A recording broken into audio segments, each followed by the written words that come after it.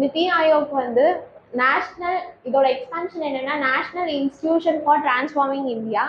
Planning commission 1950ல planning commission வந்தது. அதுக்கு ரீப்ளேஸ்மெண்ட்டாக தான் நிதி ஆயோக் வந்து கொண்டு வந்திருக்காங்க. பிளானிங் கமிஷன் என்ன பண்ணோம்னா 5 இயர்ஸ் ஒன்ஸ் வந்து பிளான் பண்ணும்.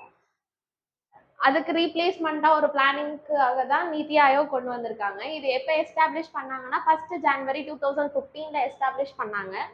இதோட chairperson prime minister of India. இதோட வைஸ் சேர்பர்சன் யார் அப்பாயிண்ட் பண்ணுவாங்கன்னா பிஎம் அப்பாயிண்ட் பண்ணுவாங்க. இப்போ கரண்டா யார் இருக்காங்கன்னா சுமன் பெரி. 2022லேருந்து இப்போ வரைக்கும் சுமன் பெரி வைஸ் சேர்பர்சனா இருக்காங்க. சீஃப் எக்ஸிக்யூட்டிவ் ஆஃபீஸர் இப்போ யார் இருக்காங்கன்னா சிஇஓவா விவிஆர் சுப்பிரமணியம் இருக்காங்க ஃப்ரம் 2023லேருந்து. இதோட நேச்சர் வந்து என்னன்னா கவர்மெண்ட்டுக்கு வந்து அட்வைசரி பாடியா இருக்கும். இது திங்க் டேங்கா இருக்கும். அவங்க வந்து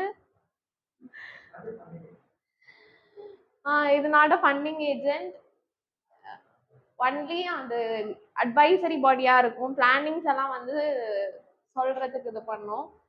இது வந்து இதோட அப்ஜெக்டிவ் என்னன்னா promote cooperative federalism and strategic planning for national development.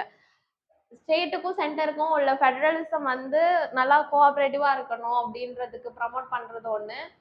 அப்புறம் இது வந்து நேஷனல் டெவலப்மெண்ட்டுக்காக பிளானிங் பண்ணுவாங்க. இதோட மேஜர் இனிஷியேட்டிவ்ஸ் என்னென்னா AIM Atal innovative mission, aspirational district programme, அப்புறம் SDG, sustainable development goals India index, India at 75 vision, Viksit Bharat at 2047. இதெல்லாம் இதோட இனிஷியேட்டிவ்ஸ், பிளானிங்ஸ். தேங்க்யூ.